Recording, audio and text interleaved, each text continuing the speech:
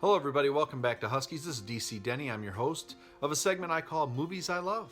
And hopefully you'll love this movie too. It's from 1977. It is an absolute classic. No, it's not Smokey and the Bandit or Black Sunday or Slapshot or The Goodbye Girl or Annie Hall or Pete's Dragon or The Gauntlet or Close Encounters or certainly not Star Wars. It's better than all of those movies. This movie cost $500,000 to make and grossed $17 million at the box office. How can it not be great? Well, it is. Take my word for it. It's a perfect combination of three different genres, those being the disaster film, the horror film, and the Western. That's right, it is Kingdom of the Spiders, starring the captain of the Star Trek himself, William Shatner, who in this movie plays Robert Rack Hansen. That's his nickname, Rack, as you'll very quickly find out, and as everybody in the town of Verde Valley knows in this movie. Why? Because Rack is a cowboy veterinarian. Who wouldn't know the only big livestock cowboy veterinarian in the town of Happy Verde Valley? Everybody knows who he is, and everybody loves him. They know him, they love him, because he's played by my Canadian brother, William Shatner, with the cleanest cowboy hat in all of Arizona. But actually, Shatner, I'm not bagging on him, he's actually really good in this part, and it is a great movie. If you have little ones and you want to introduce them to like the horror genre and you don't want to say, hey, my 8-year-old, you want to see Texas Chainsaw Massacre? Or, hey, my 9-year-old daughter, would you like to watch The Exorcist? Now, you don't want to do that, man. That'll give them nightmares. This movie will not give you nightmares, but it is a thrill ride from start to finish. Let's explain it a little bit here. Very briefly, what has happened is, in this town of Happy Verde Valley, because they spray DDT all over the farm fields, all the little insects that would be the natural food supply for an army of tarantulas has been killed off. The DDT has killed all the little bugs that they'd eat. So now the tarantulas are coming after dogs. They're coming after cows. They're coming after us. And it's up to William Shatner to figure this out.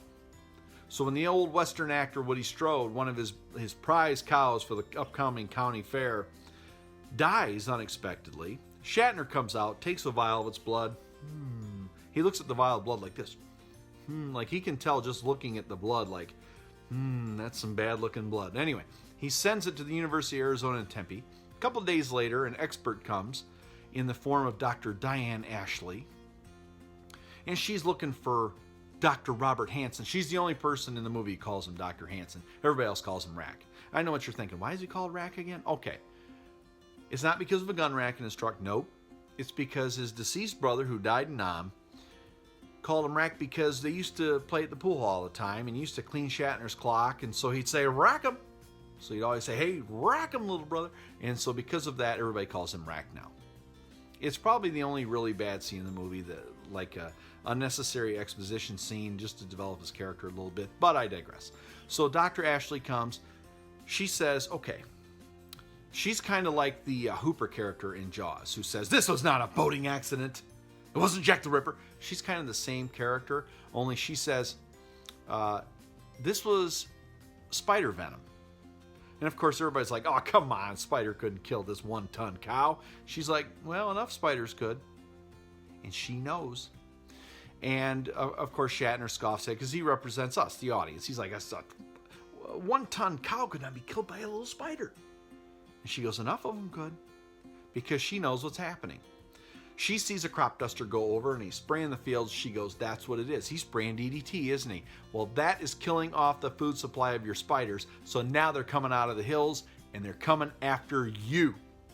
First they're going to come after your cows, then they're going to come after you. So she, like I said, is the Hooper character. This movie also has the mayor character. He's kind of annoying. He only shows up a couple times, but he tells everybody, hey, we got the big county fair coming, so don't you be quarantining everybody's cattle just because of a couple dead cows now. So again, as soon as you watch the movie, you cringe. You've probably seen Jaws. You go, oh, okay, he's like the mayor in Jaws. He's, so that's kind of a throwaway character. But that being said, the first, let's say 45 minutes of the movie develops the characters and actually does a pretty good job of it. It develops all their motivation, all their relationships to each other and to Rack. And so that's like the first half of the movie. The second half of this film is an absolute thrill ride with some of the most fantastic stunts and some of the most just spectacular spider footage you're ever going to see. It starts when Woody Strode says, "I'm going to burn you all to hell!" And he throws like gasoline, kerosene, and matches on the spider and just burns them in Kingdom Come. And man, as soon as he does that, here they come. And they don't stop. They take over an entire town. You see this scene where people are crawling across the street. They got spiders all over them. The Shatner himself, he has spiders all over him. It's just unbelievable what these people did in this movie. There's a scene where he's brushing the spiders off the car seat, and you just know he's getting pelted by these things because you can see him crawling, and you know they're real. There's no CG in this. This was like 5 years before Tron, so there's no CG in this movie, okay? He's like brushing them off. He goes, "Oh!" He's thinking, man, why couldn't I be doing Star Trek right now? Oh! I think he did Star Trek the motion picture like right after this one. He's probably so grateful there were no spiders on that set, right? But this is a fun thrill ride. The music is great. It's like the piano keys like match these little spider legs. It's great, but it's not nightmare inducing. It's a thrill ride. It's exciting. It's fun.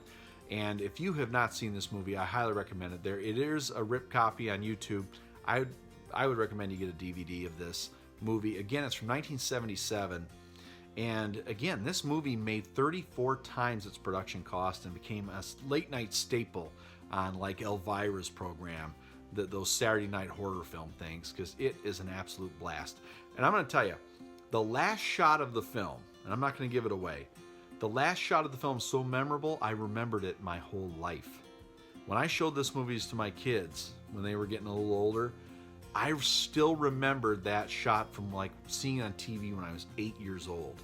That's how memorable it was. But I highly recommend Kingdom of the Spiders. It's a Western, it's a horror film, it's a disaster film, it's PG, it's clean, there's no objectionable content in it, and it's an absolute riot. So please go out and check it out. And until next time, again, this is DC Denny. Please like this video, subscribe to my channel, and share it on your social media. This is DC Denny. This is Huskies with Movies I Love. Till next time.